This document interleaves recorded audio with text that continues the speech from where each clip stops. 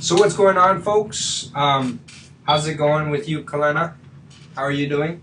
Good. All right, so check us out. Good. Here's what I originally thought. I originally thought that, like, my students who were taking Physics A with me were going to continue on to take electricity from me. Because electricity is basically the second half of physics, right? But I didn't realize that what ended up is going to end up happening is the students that are taking STEM from me are now going to jump into 2 courses from me next year or this year and take STEM Part B and electricity from me. The problem that's going to happen there is that I've been hammering my physics students with hardcore math. Have you seen the math that Austin has been having to do in physics, like the first year of physics? Yeah. Yeah. I've been hammering him, and I've been training him to be like this really hardcore physics guy. And I'm sure that when you look at it, you're like, I never want to take physics. That looks disgusting, right? Or I don't know. Yeah. All right. So, and I'm not going to blame you for that. I'm not going to rip you for thinking that, like, that's not necessarily something you would want. Because, you know, I mean, here's what I'm going to say is, if you ever end up having a chance to take physics, please do so. And what we would do, and in fact, if you have a chance to take physics from me, I'd love to be there to teach you. I love your family, I love talking to you guys, and I love working with you, even if physics isn't your thing or math isn't your thing. And the reason why I'm saying that is because I won't make you jump into the deep end. Like I didn't make Austin jump into the deep end. I started them off, and we took a long time to kind of develop these concepts. So like the math you see him doing now, it took him a long time to get to, but I'm going to start you guys off on the beginning too. So there's no way that I would like burn you and just say, jump into this and start doing the math. Here's the problem that we have though. Electricity uses the math that we've been doing in regular physics. And now I got to teach you electricity. And so what I want to do is I kind of want to combine those two. A lot of people who teach electricity do like, okay, let's just do the fun stuff. And let's build circuits and all of that kind of stuff. And that's good and everything, but that's not really teaching electricity. It's not teaching them about electricity. It's teaching them how to like build a robot that's pre-made for them. And they don't understand like how the things work. They just understand that when I follow the directions, it gets built. You know what I mean? And that's not what I'm trying to do. What I really want to do is teach you electricity, like the fundamentals of electricity, where we're talking about like electrons actually moving and all of that kind of stuff. You see what I mean? Yeah. So I'm going to try to start you off on chapter 19 of the book that we've been using, where we started originally on chapter 1. But here's the deal. And I basically am doing that for one reason, is because I know that Austin and Tiger really want that kind of stuff. And I want to teach it to you. But I know that you and Deja and Asia are going to be like, oh gosh, this is going to be like a lot of work. And so I'm going to balance out the two, all right? Here's the way I'm going to balance it out. I'm going to teach you guys electricity using the hardcore math, but I'm going to do it twice as slow. Are we cool with that? Like I'm going to do it in half. I'm going to cover it in twice the amount of time that I would normally cover it in. So that way I can slow it down enough to teach you the details of it, you know, and then these guys over here, like Austin and Tiger, who are very good at the math, will be like, oh, we're going a little slow, but then at the same time, at least you're learning like the real stuff. Okay, so I'm not going to do the baby stuff, but I'm going to do it at a slower pace.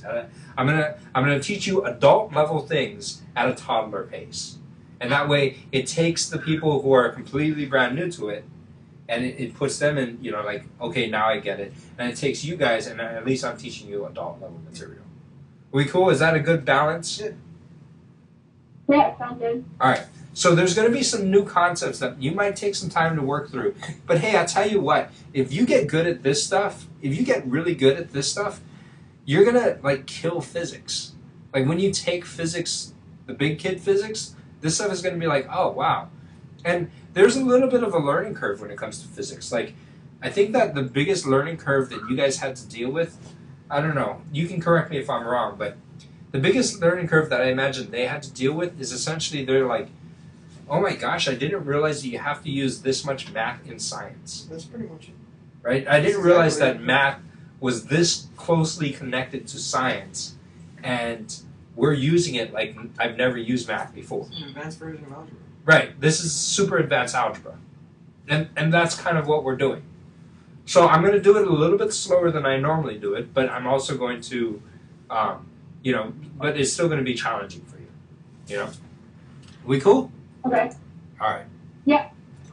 And Kalana, let me just say, it's a pleasure to be you guys' teacher again, because I love this class. All right. So we're talking about electricity at this point, and I need to talk to you guys about like electric charges and where that comes from and all of that kind of stuff. Every single human being is made up of, all of our bodies carry atoms. And those atoms have electrons, and the movement of electrons is electricity. Our atoms are also bound together by electrical forces. So, in essence, yeah. Doesn't when our brain communicates with our body, it's electrical impulse? Right. Our brain communicates with our body through electrical impulses. So, in essence, we are walking, talking manifestations of electricity. We're like robots in that way. Like we run off of electricity. Crazy enough. So wouldn't it be good for us to really like analyze what electricity is and all of that kind of stuff? Yeah. So I'm going to cover, Yeah. in this section, I'm going to cover 7 sections. I'm going to cover 7 topics. And the main textbook that we're going to use is going to be this guy right here. And you can read through this thing. I'm going to get my problems from here. This will be your textbook. And it's really just, that's the best way I think that I can teach you guys is using this thing right here. By the way, we have the plan again. And I don't know if you've noticed, but in the plan, I actually combine both the electricity class and the STEM class Oh, that makes it easier. in the same plan. So I don't have a STEM plan and I don't have a separate electricity plan. I have one for both of those classes. That works. So if you see the electricity symbol, then that's for your electricity class. If you see the little digital symbol, that's for your STEM class. You guys got it? Mm-hmm. And the reason why I do that is because if you guys are in both classes, why not put them together? And then the second reason is it also helps me keep track of how much homework I'm giving you.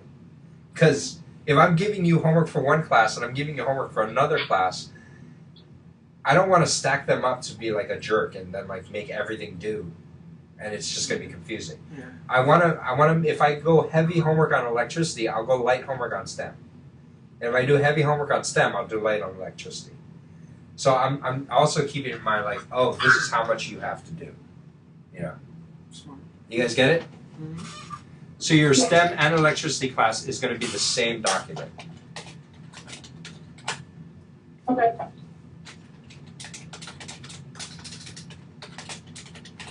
Another thing that I changed up is I put the plan and I recopied this same plan link into every single week, but what I did was I labeled it the week. So whatever week you're on, you can click on that and watch this. It will bring you to the plan, and then it will bring you to that week. So it's really, you're hyperlinking to the same document. Now I bring you to a specific week within that document. Cool? Cool. So that's all that is. All right. So we're talking about electricity, and we're going to talk about this guy right here. And what I told you was, essentially, we are all walking, talking manifestations of electricity. I think that's pretty crazy to think about, but it's also pretty cool to think about. All right, what are we going to cover? Well, we're going to cover electric charge. That's an important one.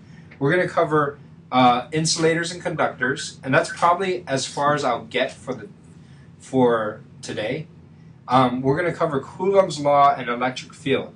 Now, in this one, I'm gonna have to teach you something that I spent a long time teaching the physics dudes, and that's breaking. Write this down. Breaking vectors into components. So for those of you who are listening, like Asia and Deja, you're going to need to come in and get some extra help on this because this is a really tough concept. I'm not going to lie to you. Kalena, you're going to want to sit with Austin and have him teach you this. And this is where we use the sine and cosine. It even applies to electricity. Oh, this thing's huge in electricity. Oh, wow, I thought But- it was just kinematics. But keep this in mind, right? What is that? What are vectors again? What are vectors again? Oh, vectors. I'm going to tell you right now, a vector it has both a magnitude and direction.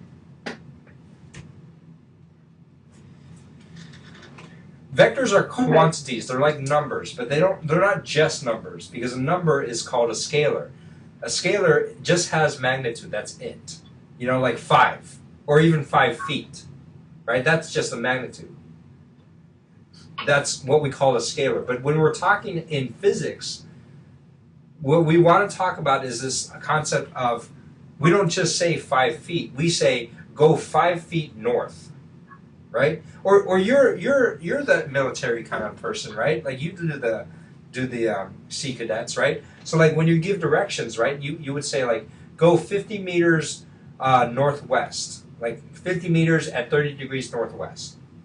Would you guys say something like that? Yeah. Right? I forgot how you give the instructions. Variance. So you would both give a distance, which is the magnitude, and a direction. So you would say, you know, your distance is 50 meters, your direction is 30 degrees north of west, and then that would tell you your squad exactly where to rendezvous with you at. You can't just say, oh, meet me 50 meters from where you're at, Anywhere. right? Because that could be in a 50-meter circle around where you're at, and then guaranteed you won't rendezvous with your target. But if you say, meet me 50 meters, 30 degrees north of west, then you know exactly where to go. So that's the kind of things that we deal with physics. We deal with vectors, okay? That's what a vector is. Anyway, electric field lines, those are actually kind of easy, and those don't have as much math. Shielding and charging by induction, that's some cool stuff that I want to show you, and then also electric flux. All right, so an electric charge. What is an electric charge? How did we come up with it? What's the history behind it? Why is my computer frozen? All right, there we go. So what the Greeks did, and this was like 600 before, or 600 BC.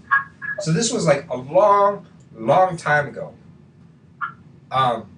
2,600 years ago, the Greeks were sitting around, and what they noticed was that when they rubbed a piece of amber, which is like it actually looks exactly like, Like a rock or something. yeah, it's a rock.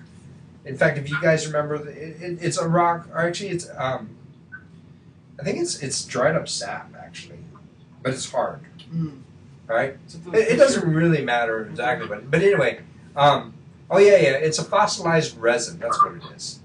And when they rub it up against like some fur or their shirt, well, they didn't have shirts really, so I mean, when they rubbed it against their rabbit fur, because that's kind of what they had around, or animal fur, they noticed that you would be able to pick up like small things. Have you guys noticed that? Like when you guys do that with like, We do the balloon. Like yeah, when you take a balloon and you rub it up against you, or you rub it against your hair, and then you can pick up like pieces of paper, right? And so they had to think about like, what is this phenomenon? Because it's not gravity, that's for sure. It only works when this thing is charged. So they came up with this idea about different materials have the ability to charge different things. And so what they did was they rubbed a piece of amber or a rod of amber, and it could attract small objects, and they were like, wow, that's pretty crazy. And so they kind of came up with this idea of these things attracting, and they figured out that, have you guys ever heard the idea of opposites attract? Yeah. Yeah. And that means like a positive will attract a negative, Like a magnet. or or negative will attract a positive, like a magnet. Exactly. That's kind of the concept they came up with. And the person who gave the names to this, like a name to a charge that's positive, a name to a charge that's negative, actually came almost 2,000 years later, which was Benjamin Franklin. He was the guy who kind of came up with this in the 1700s. He kind of came up with this idea. In 1747, he came up with the idea of, okay, let's call these arbitrary names. You know, they used to call it like one charge and the other charge. But he just said, okay, let's call this charge positive. Let's call this charge negative. Does that make sense? So we got a positive charge and a negative charge. And that was Benjamin Franklin. All right, so here's what they kind of did was they took an amber rod, and they took another amber rod, got it? And they charged both of them by rubbing it on their hair or animal fur or whatever. And they hung the first amber rod by a piece of thread, okay? And they put the other amber rod like this scenario that we have here. And what happened is those guys kind of like went, oh no, I don't like hanging out with you guys. You know, they repelled each other. So they said, well, the amber rod and the amber rod must be charged the same, right? Because I did there's the same material and I used the same method to charge them. They must have the same charge, and so they repelled each other. Therefore, opposites or the like charges repel. And then they took a glass rod and an amber rod, and you can imagine, like back in the day, like Socrates and Aristotle sitting down and like doing this and rubbing like rods of amber and glass against fur, and then like trying this out, hanging it on a piece of thread, and saying, "Hey, look, these guys come near each other, so therefore we're going to come up with this idea of that opposites attract." Are we cool? Mm-hmm. Yeah. All right. Now, my question to you is, what is in an atom? Have you taken chemistry yet, Kalena, or are you taking it now? I think it is. Neutrons, All right. protons. But you've had this idea before, back when you were like, I mean, I'm teaching my 8th graders this. I even think they teach it in 4th grade. What makes up an atom?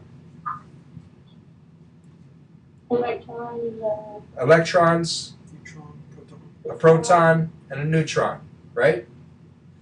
We got the protons, which are positive charge. Are you sure? Yeah. You should say I'm positive. I'm positive. Ah, I totally okay. get that. All right. We got the neutrons, which are meh charged. They're nothing. They're neither positive or negative. They are just zero charge. Got it? Yeah. They're neutral, hence the word neutron. Then we got electrons, which have a negative charge. And I'll tell you how big that negative charge is. It's very small. It's 0.0 7, 9, 12, 13, 14, 16, 17, 18, 1, 6, 0. And the way we measure the charge on something is coulombs. Okay? After this dude named Coulomb. But,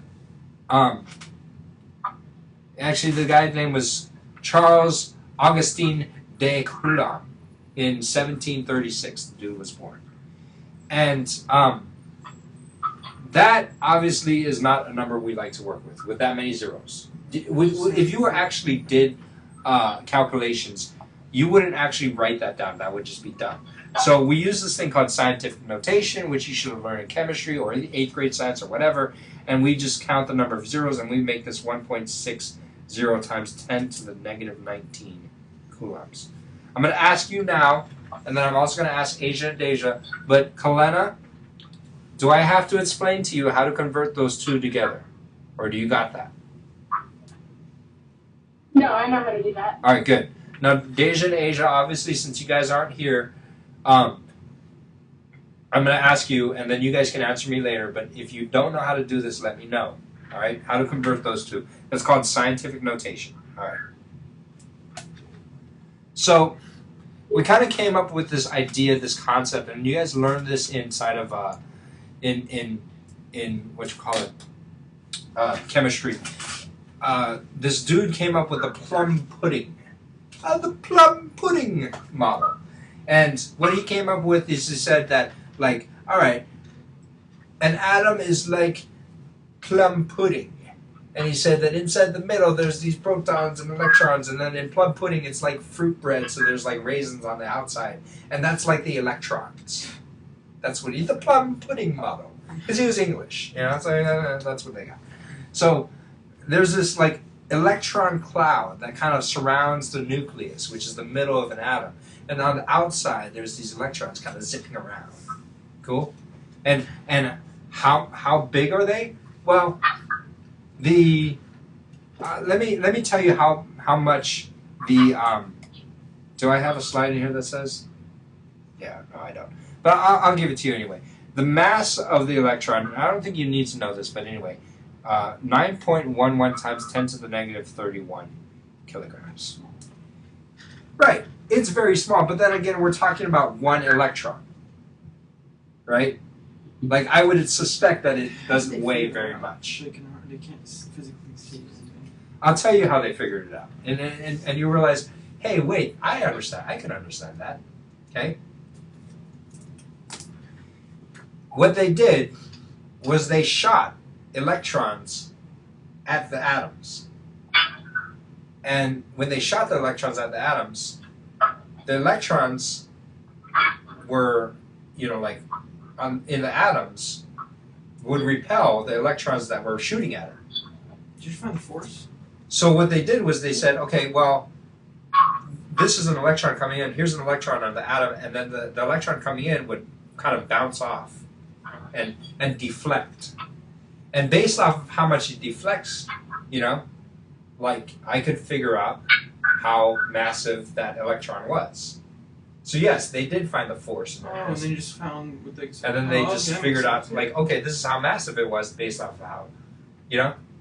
It's kind of like, I guess a good analogy would be, like, if I was playing football, but I had a blindfold on, so I couldn't see, okay? And I was tackling somebody, but I couldn't see them. You know, so they put a baby in front of me, and I tackle that baby. Boom! I'd be like, that must have not been a very massive object that I did. I couldn't see it, but I creamed that thing. You know what I mean? So therefore, that thing's not very massive. Versus if I had like a big fat sumo dude with a little diaper on, and I tackled that guy, I'd just be like, boom, and then I'd like bounce back. I'd be like, I must have hit a brick wall or a person that is gigantified. And that's kind of like how I can figure out the mass. Even though I can't see it, even though there's no way I could ever measure, like, see it by like my eyes, I could tell you how massive that person is based off of how I bounced off that person. You guys get it? Yeah. All right. So that's the mass of an electron. The mass of a proton is 1.673 times 10 to the negative 27 kilograms. I have a question for you. Which is bigger, the electron or the proton? You say the proton, but look, the electron has a 9.11 versus the proton having a 1.7. Yeah, but there's more zeros in the electron. Ah, yes, but there are more zeros that are in front of the electron. So that thing is like, the electron is way smaller. Is it like an accurate picture of what it actually sizes are? This is not even close to an accurate picture. If this thing were, like, a difference of, like, okay, one has 27 zeros in front of it, one has 31 zeros in front of it, that's like saying, all right, the difference would be 4, right? So that would mean, like, just completely this dot would have to be 10,000 times smaller than that dot. Oh, okay. There's no way that's an accurate picture. But, I mean, you guys understand what Yeah. kind of concept it is. So these electrons, even though they have almost opposite charges, equal and opposite charges, they're much smaller. All right, and then the mass of a neutron, and this is really a chemistry thing, but let's go for it, is 1.675 times 10 to the negative 27. So which is bigger, the proton or the neutron? The neutron. The neutron. The neutron is actually bigger than the proton, but only by a little bit. Like not even that It's like 2. much. So, in essence, protons and neutrons are about the same size and they're massive compared to the size of an electron, which is really microscopically small in comparison. Yeah. Got it? Alright.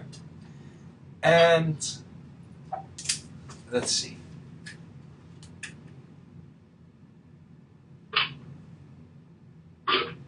Should I even do that part? No, I don't need to.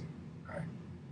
And what is it saying? When an amber rod gets charged in some of the electrons on the atom. Alright. So what's happening here? So how does a thing get charged? So the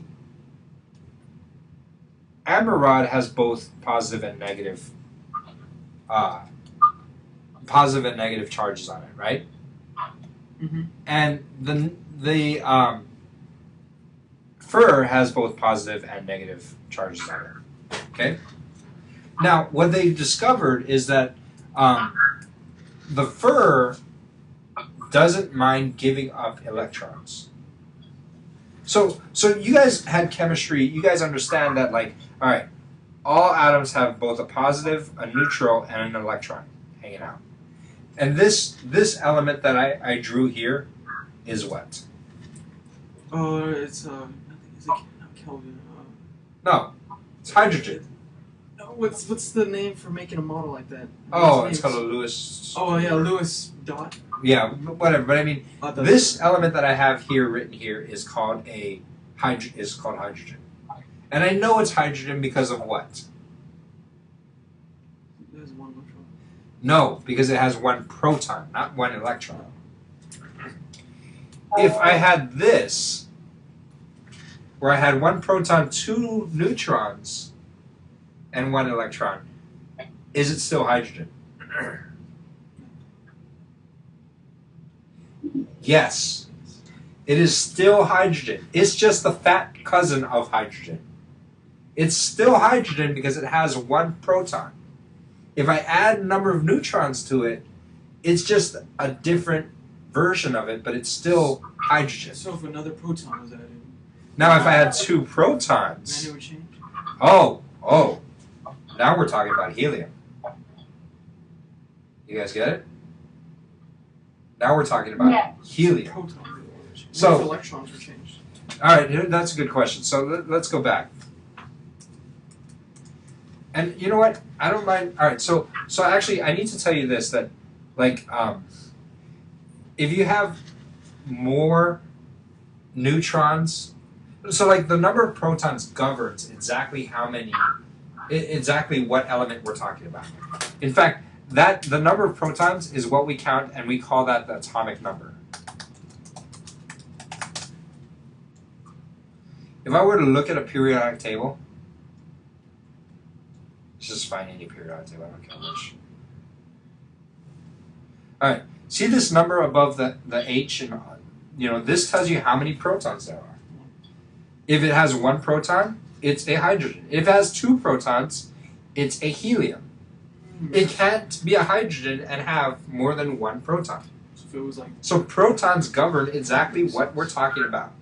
Now, if it had 1 proton and it had 2 neutrons, still hydrogen. it's still hydrogen. It's just a heavy version of hydrogen.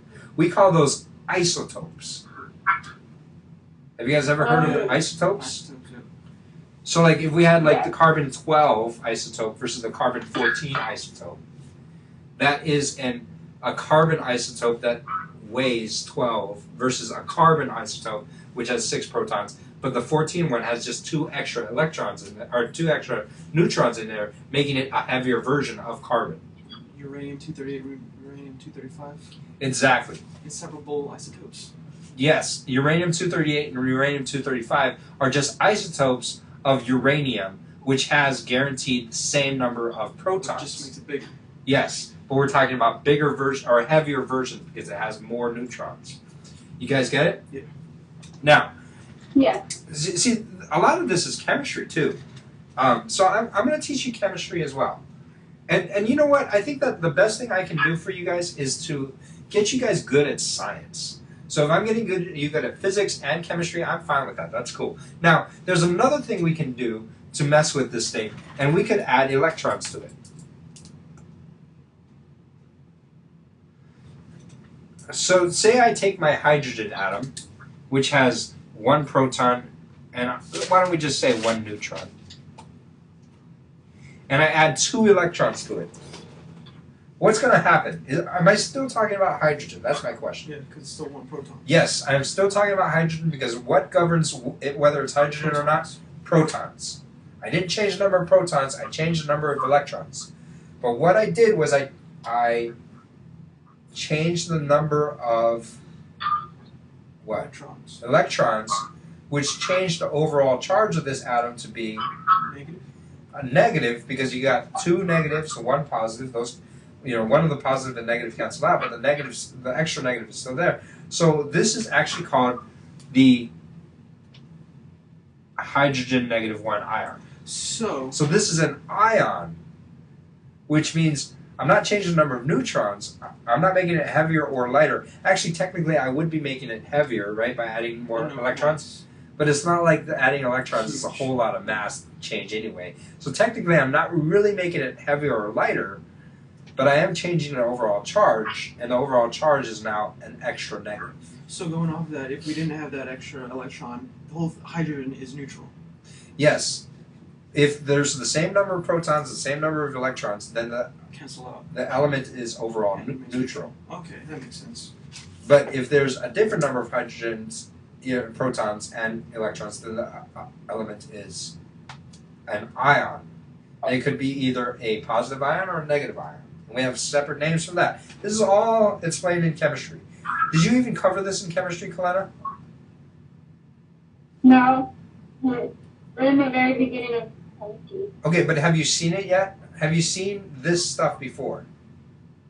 Yeah, I kind of learned it in biology. Yeah, this is kind of like biology. This is kind of like life science, or like not life science, but like this is definitely physical science, which you might have even hit in 8th grade. But anyway, I'm not going to require that you memorize all these names. Let me tell you this right now, okay?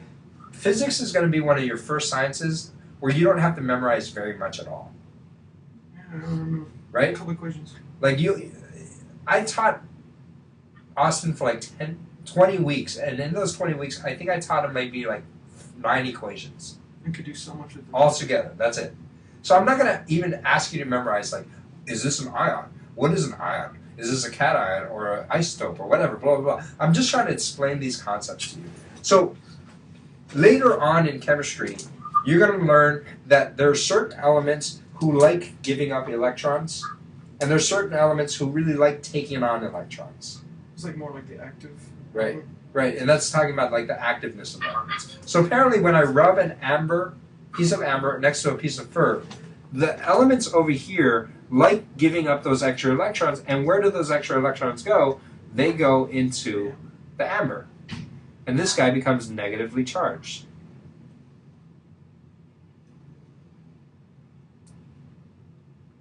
And where does these guys go? Well, these guys have a deficient amount of electrons, so therefore it's positively charged. And thus they would attract, causing it to stick, right? And then they would attract to each other, but then they realize, okay, well, we can do other things with this. So in order to find the total amount of charge, what they end up doing is they end up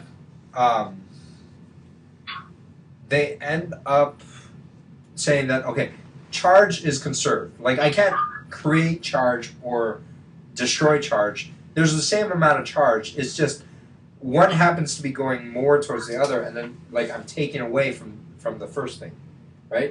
So, like, the electrons are going over to the rod, and that means there's less amount of electrons in the fur. Yeah, you didn't like you can't just create electrons and say, hey, when I rub up a piece of amber against fur, that means the fur is going to stay neutral, but I'm just going to add a whole bunch of electrons in there. That'd be like creating electrons from where? Thin air. And that doesn't make sense. right? So what they're saying is electric charge is conserved. Also, electric charge is quantized. Do you guys understand what that means? Quantized. It's kind of like this, all right? And these are all really good concepts to go through. And I don't mind going at the pace I'm going because I feel like I'm going slow enough for Kalena to be like understand. But I feel like I'm also going slow. I feel like this is stuff that might not be completely solid with you, so I don't mind. But here's what quantized means. Quantized means there's like these definite steps, right? I guess it's the kind of idea between walking up steps versus going up a wheelchair ramp. Can you guys envision that? If something is quantized, that's like going up steps. If something is continuous, that would be like going up wheelchair ramps.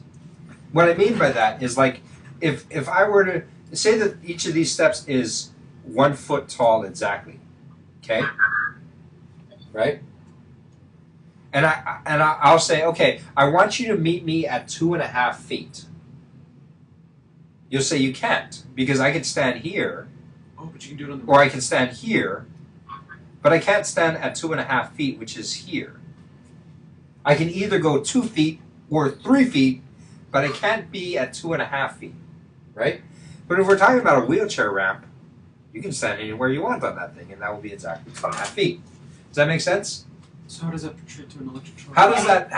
What does that mean for electric charge? And what I mean by that is saying the charge on these atoms are definite, and they're definite because I can add one extra electron, Oh, but you can add or half. 2 extra electrons, or 3 extra electrons, but I can't have 2.375 electrons added to it. Okay, that makes sense. Does that make sense? Yeah. And since I can't add half electrons or quarter electrons or whatever, that's quantized electrons. It definitely has a step. I can add 1 electron, which gives the electric charge, this much negative, or 2 electrons, which gives me this much negative, or this much negative, or this much negative, but I can't have in between negatives. Yeah. We cool? And this is a really important concept in both math and science. Alright. Some materials can be what we call polarized. Now here's what I mean by polarized. Alright? Imagine in all kinds of let's say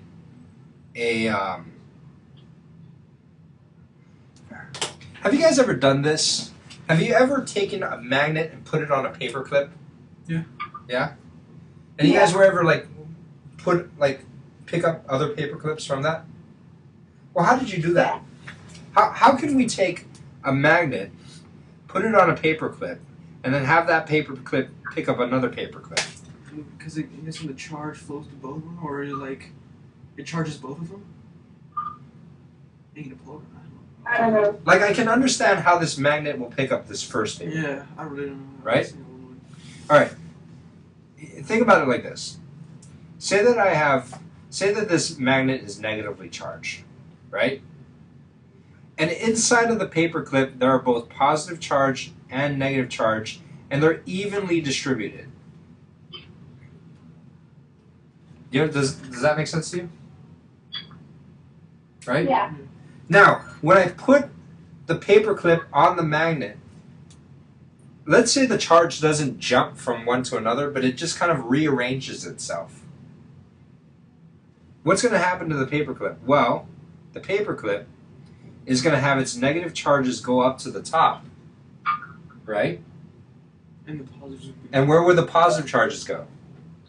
lower, on the lower side. Bottom. It would go on the bottom because it doesn't like hanging out with that magnet because the magnet is negatively charged. Oh, no, It wouldn't be I the other way apologize. It would be the other way around. You're right. Because the opposites. The negatives would go down here, but the positives would go up here. Does that make sense? Yeah. Because those negatives down there are like, I don't like hanging out with you. You're the same as me. I'm going to repel from you. But those positive ones are going to be like, dude, I'm going to go there. Wait, so would the second one rearrange so the positives are up at top and then the negatives bottom? Would the negatives Exactly, be and then positives? after that, the second one would do the same thing. And what we call that is it's not having charges jump from one to another. What it's doing is they're rearranging itself, and we call that polarization. Does that make sense? Okay. Yeah. So this is how a charged object can attract a neutral one, because like the paperclip left by itself is actually neutral. But it's neutral, but it, the magnet is a charged object and it comes up to it, and then the thing, it can attract a neutral object. It can attract metal. Now, why can it do it in paper clips, but I can't pick up like a ceramic cup with a magnet? Why do you think that is? Because it's Isn't not the charges are different? like pick up with a magnet. What is that? Because you can't pick it up with a magnet. Yeah, why can't I pick up ceramic cups with a magnet? But I can pick Is up that paper something clips with with the a magnet. element, with the different electrons and No. everything? Well, metals tend to have tend to allow movement of their electrons and of their charges, whereas ceramics don't like moving their stuff, rearranging their charges. So that's why you can pick up metals, because metals allow you to, like move these things around, move these charges, and things can become polarized. Whereas, like, if I had a ceramic paperclip, I don't know, like that, then the charges wouldn't move around. They would stay still, and I wouldn't be able to pick that thing up. So it's saying like a conductor would not. Right, so that's how conductor couldn't pick up that neutral object, but it couldn't pick up a metal object, because metals don't mind having their stuff move around, their charges move around. So it's saying for like rubber and wood. They Rubber, don't do that wood, stuff. ceramics, all of that kind of stuff Oh, keep their charge rigid. so is metal the only really good conductor? Which is why, like, which is why we send electricity through copper, because copper has like these electrons that just can go. Is metal or copper the only thing that really conducts well?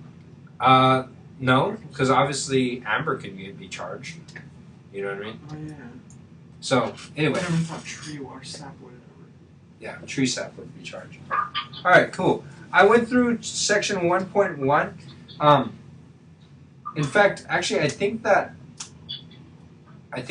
exactly what we're talking about is section 1.2 or 19.2, and after that, I think I'll finish. I know I only have 3 more minutes in class, so I apologize if I went a little over time. But we started a little bit late. But anyway, what is a conductor? A conductor is a material where electrons can move freely throughout most of the things. What is a conductor? Mostly metals are conductors. Okay? What is an insulator? Well, an insulator is exactly what we're talking about. It doesn't allow electrons to move freely. So that would be like your wood or your ceramics or clothes or something, whatever that isn't easily picked up by a magnet or it won't shock you, you know what I mean? So that would be an insulator. Now, what is an insulator when it comes to, like, have you heard the word insulator before this? I took Yeah. communication. And what was it? How would you have defined insulator before, you told me, oh, an insulator is something that doesn't allow electrons to move freely. I would have said that. Right. What would you have said?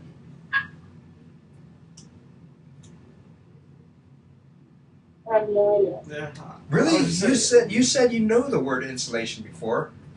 I do, We but only I learned it in wouldn't know how to circuits. explain it. Well, how would you have defined it before that?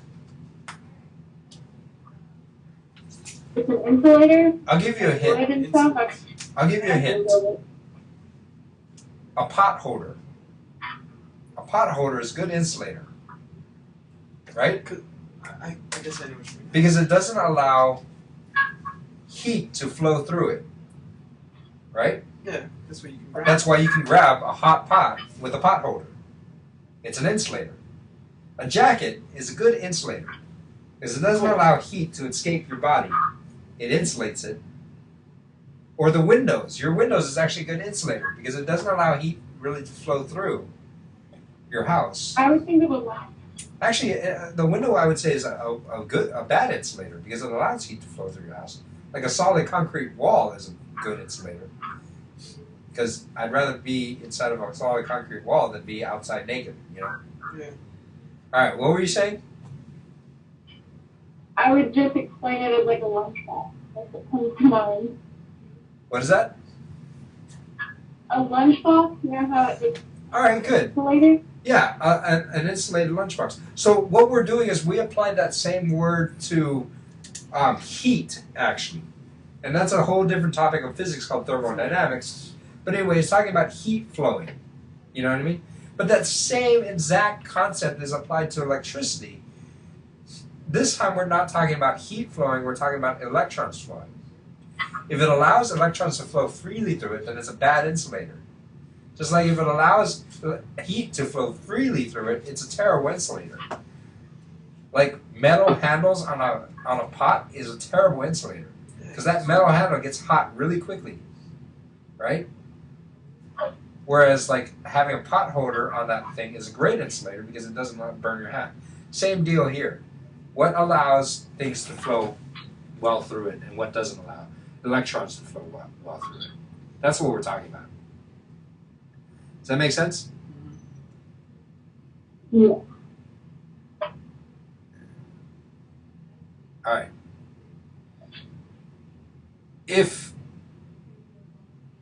Let's talk about conductors, and a conductor is something that allows, their electrons to move freely.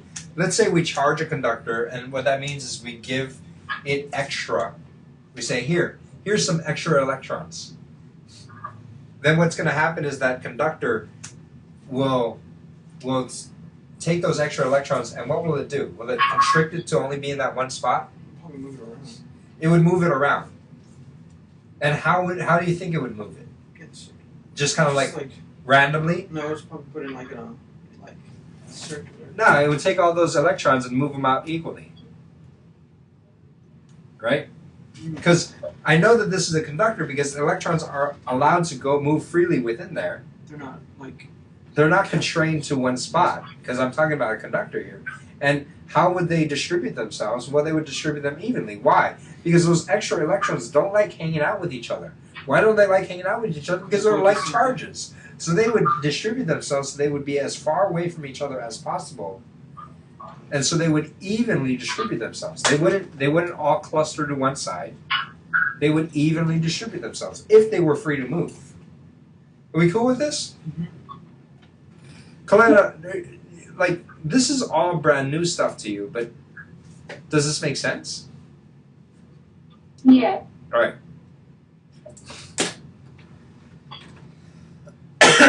Semiconductors have properties intermediate. A semiconductor is, sometimes they have properties that are like conductors, and sometimes they have properties that are like insulators. What is an example of a semiconductor? A lot of times, semiconductors are used inside of computers. When we open up a computer, you'll see a lot of semiconductors. Because we want the conductive properties, but we want them to be good insulators as well. A photoconductor would be like a diode, where like it becomes what happens is you can actually, when light shines through them, they'll have like electric properties, and that's pretty cool concept too. So you can read all about photoconductive versus semiconductors and all of that kind of stuff. Cool? Yeah. All right, so what I didn't cover for you is Coulomb's law. But we'll cover that on Friday. Sound good? Yep. Kalena, am I going too fast for you, or do you think that you can catch it? You think you can keep all this stuff in your head? I think I can handle it. If I have any questions, I'll ask you to do that. All right, and I'll tell you what, even though I told you that I'm not necessarily always the biggest fan of like just doing a project or something like wow, that's really fun, but it's not teaching you like electricity, I do want to do something cool like. Are we doing that thing with measuring the school's electrical output and everything? Yes, we're definitely doing that this year. We're doing the measuring the school's electrical output. We're going to build that in the STEM class. But I want to actually have you guys design your own circuit. And I think what would be really cool is if we build like guitar distortion pedals. Oh, that'd be awesome. And then we like got resistors and stuff like that. But that's got to be towards the end of this year because I will need to teach you all about resistors and capacitors and how they work and all that kind of stuff. I don't want to just give you a recipe and have you build it and say, look, I taught you electricity and just had you build stuff. I want to teach you how it works, which is why I want to do the hardcore version and then show you the application to it. You know what I mean? I don't want to just show you the application, and say, oh, look how cool this is. And you'll ask, well, how does a resistor work? And I'll say, I don't know. Or like, I'm not going to teach that to you. I'd rather just teach you the fun stuff. Right? So I'd rather teach you the hard stuff that ends up becoming fun when you actually realize that this actually applies to something really cool. All right, I'll talk to you guys later. We cool? Okay. See you later, Kalena. Can Thank you you. actually come in on Friday, though? Yeah, I can make it okay. All right, talk to you later.